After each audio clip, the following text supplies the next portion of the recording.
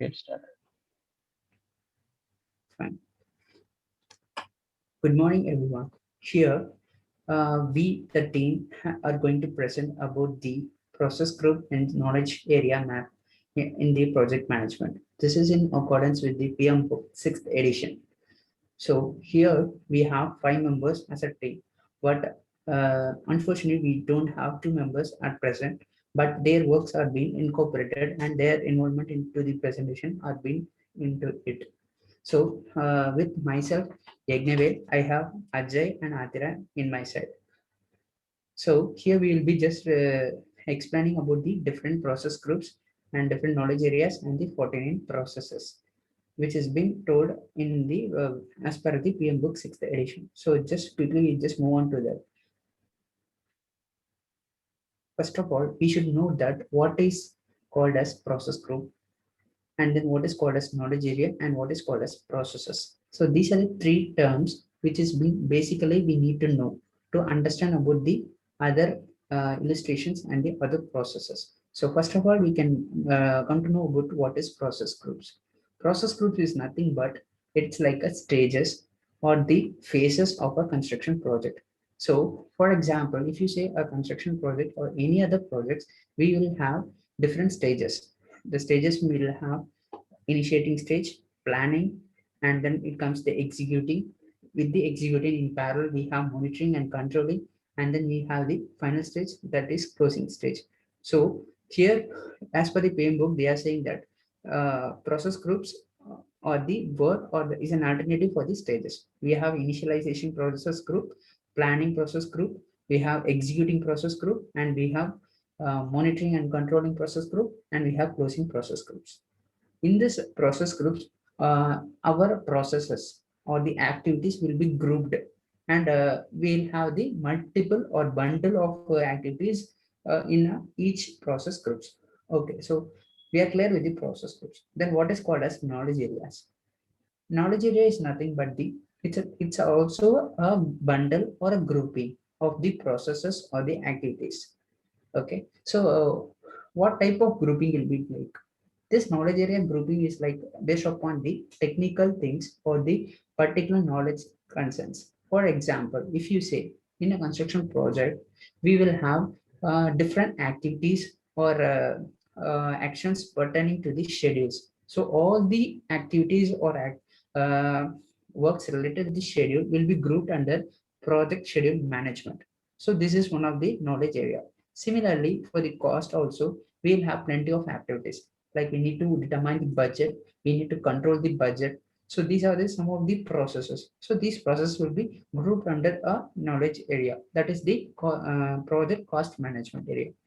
Okay, so these are the grouped terms or the group of processes. So the bottommost thing is the what is processes. So process is nothing but the it's an activity in a project. It may be a least thing like defining or like defining activities or sequencing the activities, those kind of things which will be done in a bottommost manner. So in a project, what are the things we do at a bottom or called as processes? So these are the activities. So as per the PM book 6th edition, we are shown with 49 processes. These 49 processes will be coming under different process group and the knowledge area, as I said before. So here we will be going in the and seeing about the what are the different types of processes, knowledge areas, and the process groups. Telling about the process groups, we have the sequence of the process group. So this flowchart explains how it works. The initially we will have the initiating process group, and then comes the planning process group. With the planning, we just enter into the execution part. So we have the executing process group, and then we have the monitoring and controlling in parallel to the executing process group, and finally we will have the closing. So this relationship or this flow chart will be applied for all type of projects, not only limited with the construction, even for the all other segments or other context to the any type of projects. So this is a quick summary of the count. or the total numbers. As I said before, we have 5 process groups and 10 knowledge areas, and then we have 49 processes.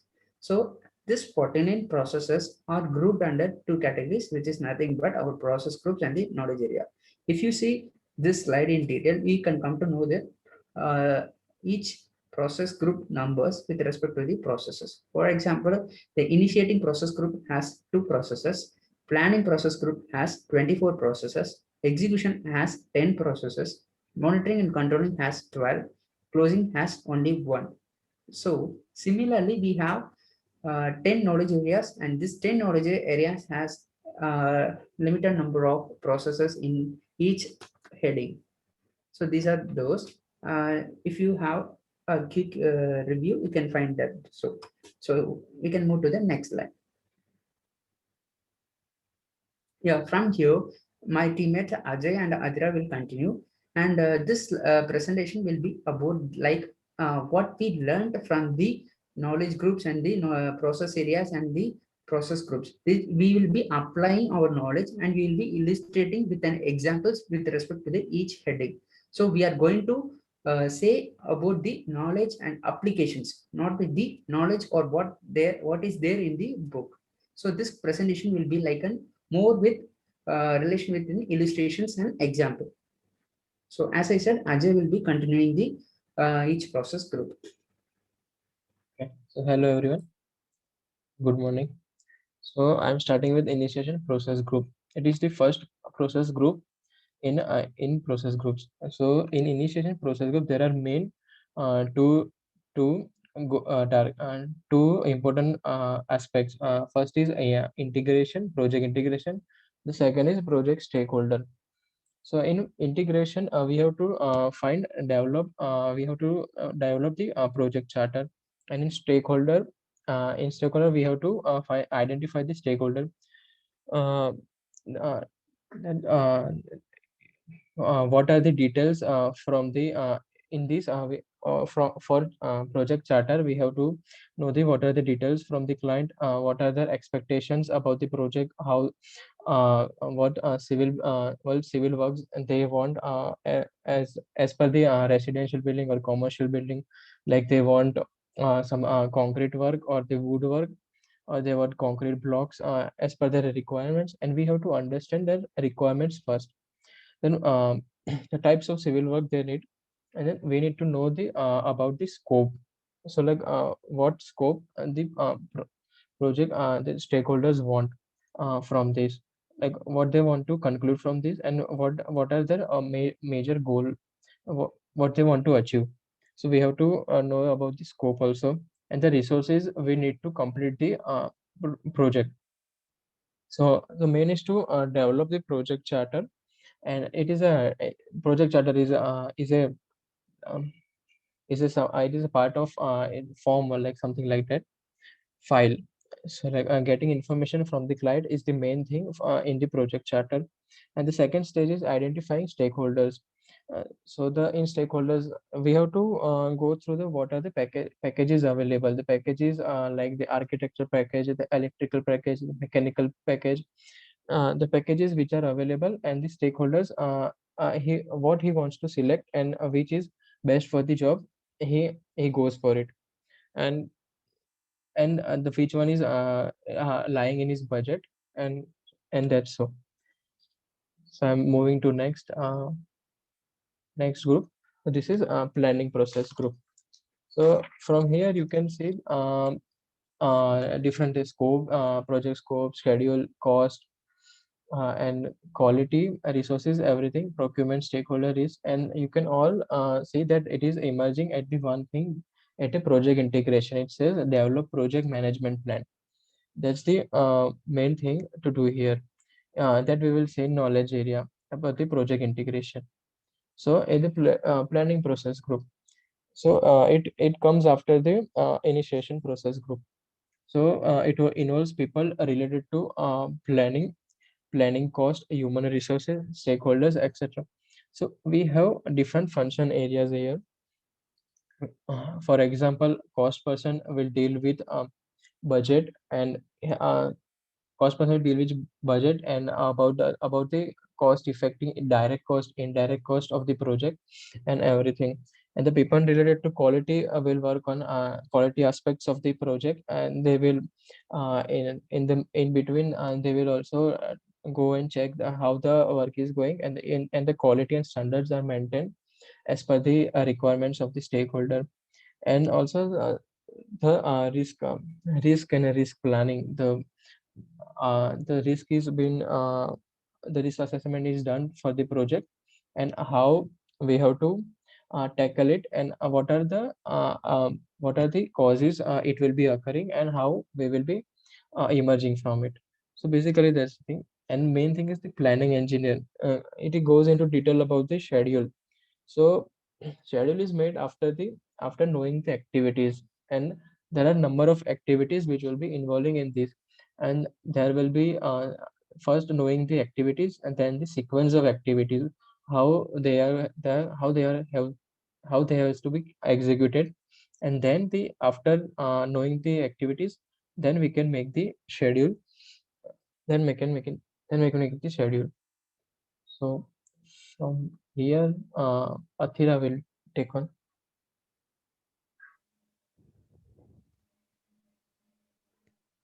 Thank you, Ajay. Hi, I am Athira here, and I am explaining the executing process and monitoring and controlling for you. So first, the executing process group. From the previous process, we have a well-defined plan, and we know what to do as per the plans. So in the executing process, we have to work according to the plan that we already prepared. And in executing stage, we have different knowledge areas like resources, qualities, stakeholders, procurement, communication, and risk. So all these has to be uh, executed in the work site according to the plan that we all already prepared. For example, considering the resource case of the resources, we have a plan regarding the what resources that we are required, or how much quantity of resources required. So in executing stage, as per the plan, we have to conduct, acquire the resources, develop resources, and manage the team according to the project. In that stage, we have to acquire, for example, if you have to do a small work like construction of something or a file, we know how much amount of human resources is required for that project. So according to that, we have to acquire that human resources, and on the next stage, we have to develop that based upon our project. Then their performance have to be evaluated in the managed team. This is the normal processing in executing. In the similar way, all other knowledge areas has to be executed. For we have a definite plan regarding the quality of the material. According to the plan, we have to execute the project and has to manage the quality of the project. Also, communication is very important in a project. So, the within the organization and among the individuals, we have to communicate well. And in a similar way, we have to execute the project as per the plan. This is normally happening in executing process group. And moving to the next process group, monitoring and controlling. Ajay, can okay. Monitoring and controlling is usually done in between, along with the execution stage or after the execution stage. Here, we are monitoring and controlling the work executed in the previous stage, and if there is any changes required, we have to adapt here. Here, we have to validate and control the scope, schedules, cost, quality, resources, communication, risk, procurement, and stakeholder engagement. So, after the execution, we know what we have done as per the plan. So we have to evaluate the results of the executed stage. Then this executed project has to be analyzed and checked against the plan that we have prepared.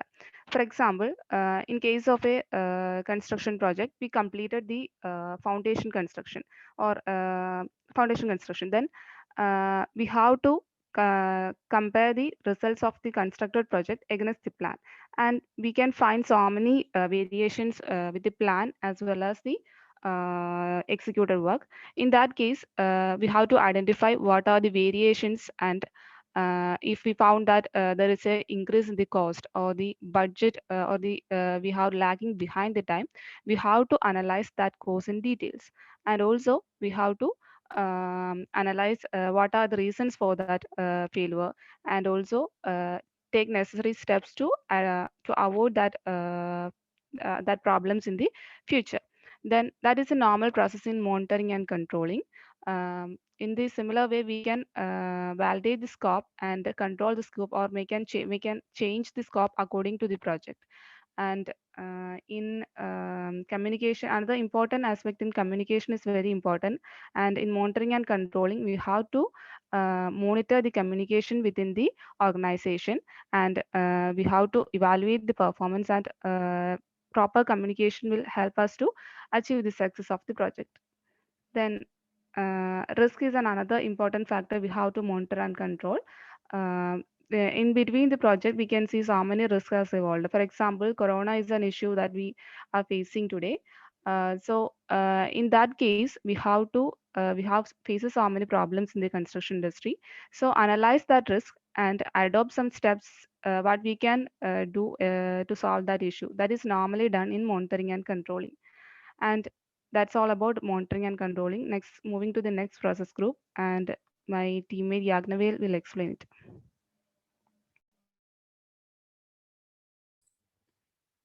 Thank you, Athira. Uh, yeah, from here, the closing process group starts. Actually, closing process group is nothing but, as per the name implies, it states that we need to close the project. Uh, if you take a construction project, the closing stage will be coming once we wind up all the activities what we planned. So we will be completing all these site related activities. So once we complete the activities in the site, it's not that we completed the project. The project has to be completed and it has to be documented. Once the documentation done, only we can say that the project got completed.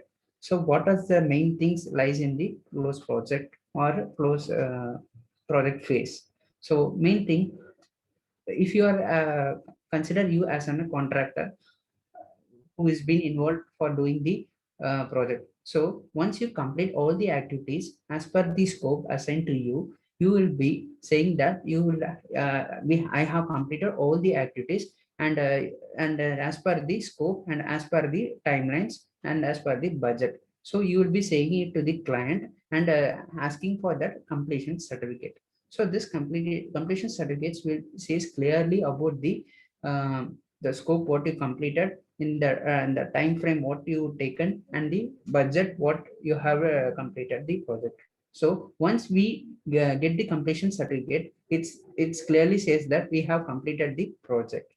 Okay, so this is an example from the contractor side. And other than that, we have some other aspects also. So other stakeholders like architect, design consultants, and other stakeholders who are being responsible for the project needs to give their own acknowledgement into their document once the project got completed in the site, such that everyone will have visually or agreed that the project has been conducted in accordance to the scope or in accordance to the project charter document. So before we came to know that project charter is a document what we have all the necessary informations or gather data which has been required, which should be obtained from the client.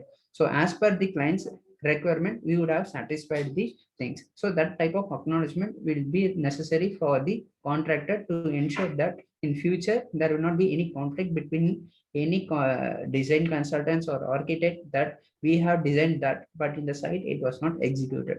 So to avoid this type of conflicts, the completion certificate is necessary.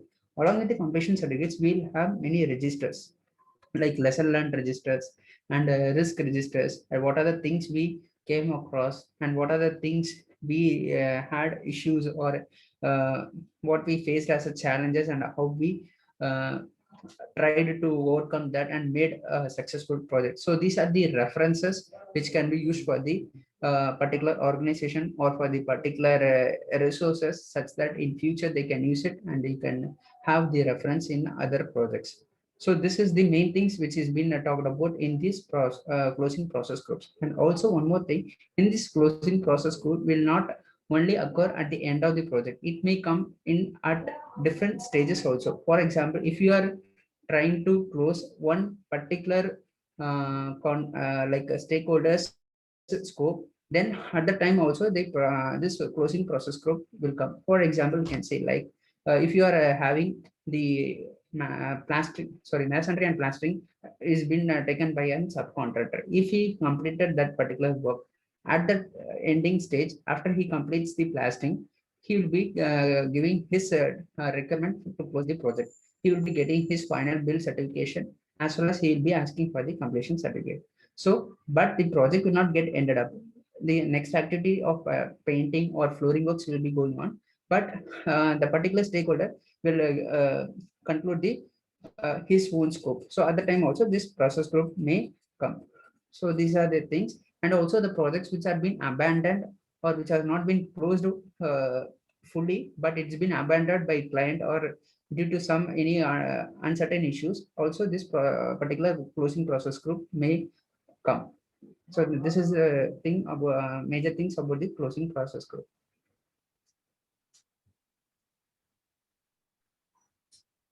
Next, we can move on to the knowledge areas. From here, Ajay will take care.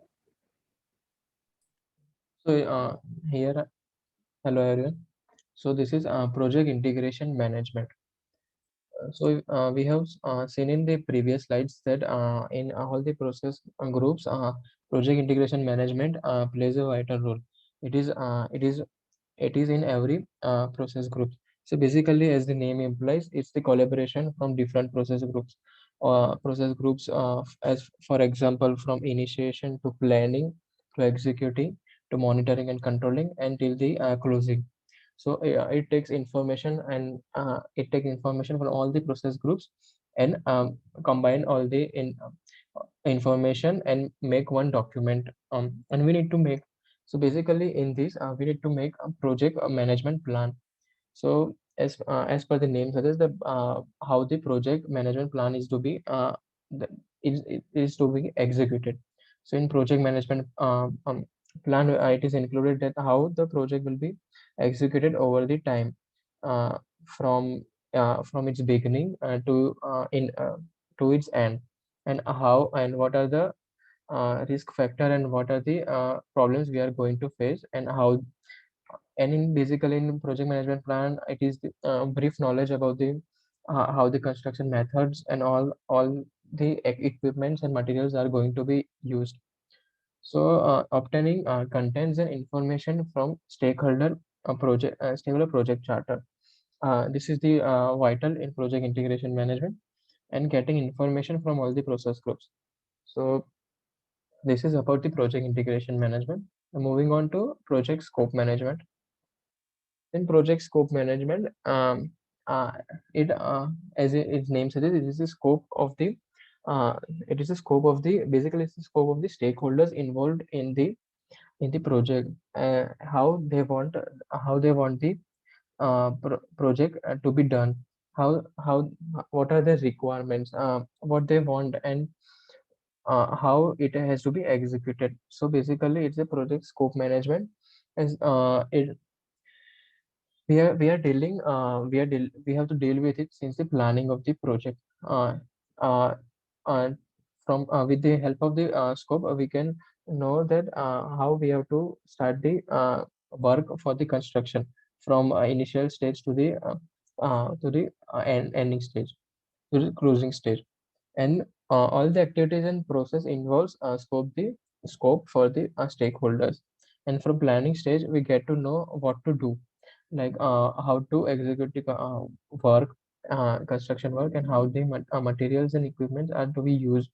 So yeah, proper step-by-step information is given, and it is uh, required for proper understanding for the workers. From planning stage, we get to know better what to do next, and defining the activities and making. And at the end, the work breakdown structure is been made. Then work like how the work is going to be, and in this week, how much work we are going to do, and in the upcoming week, which activity we are going for. So like there is no overlapping of the activity, and there are no clashes of teams. from here, like Yagnavel will take on.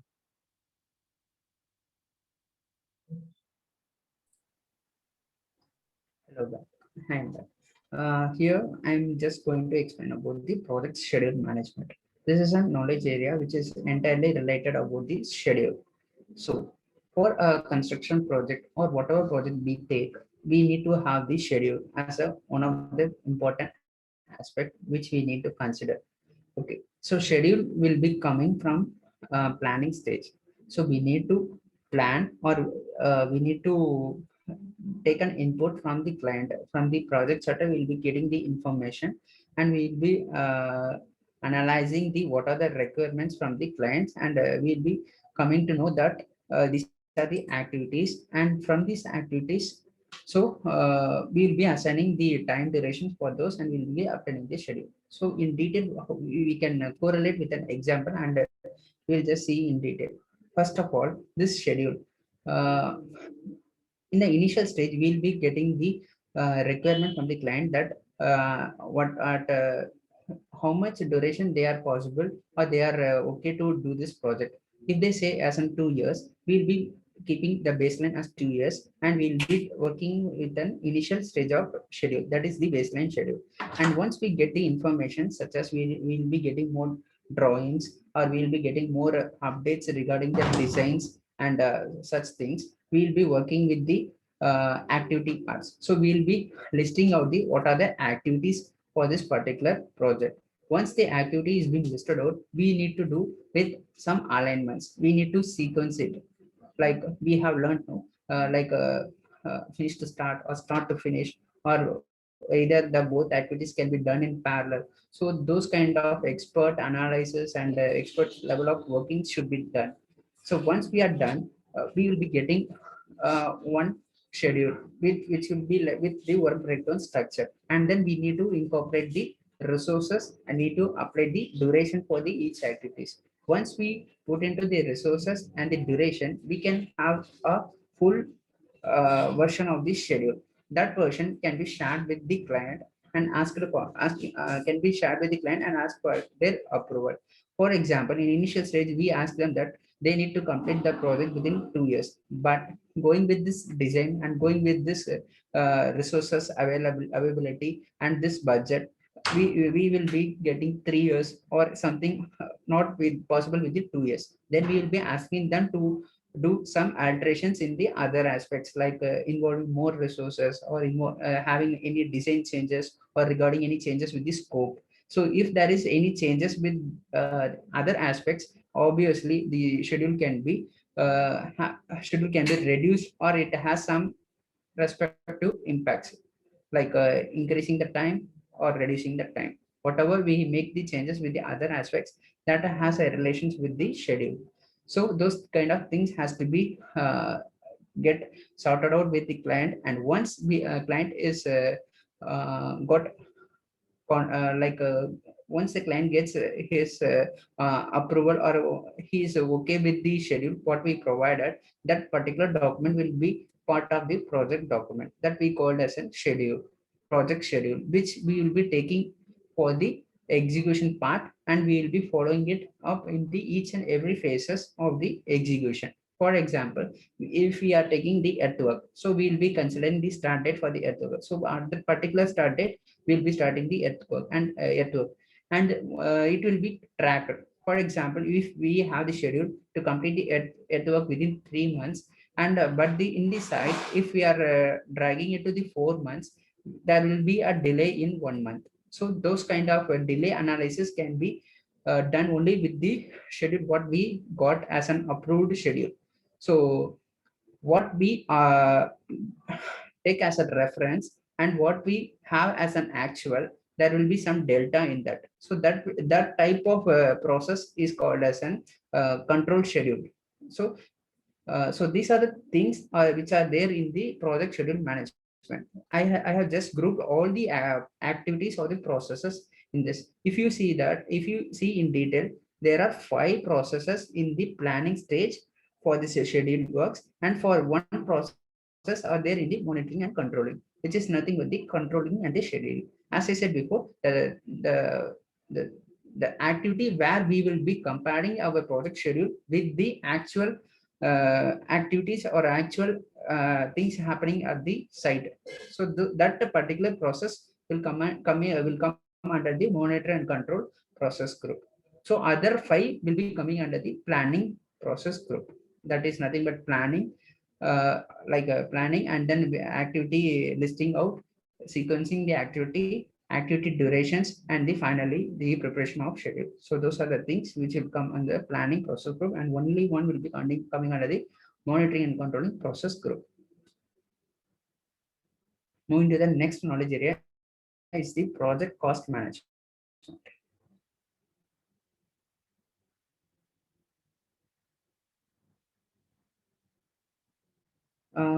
Due to there some constraint in the video preparation, we'll just have another video which will be like in a continuous only, but in during the recording purpose we'll be doing separate thing. So kindly bear that we will be back again with by continuing with the project cost management.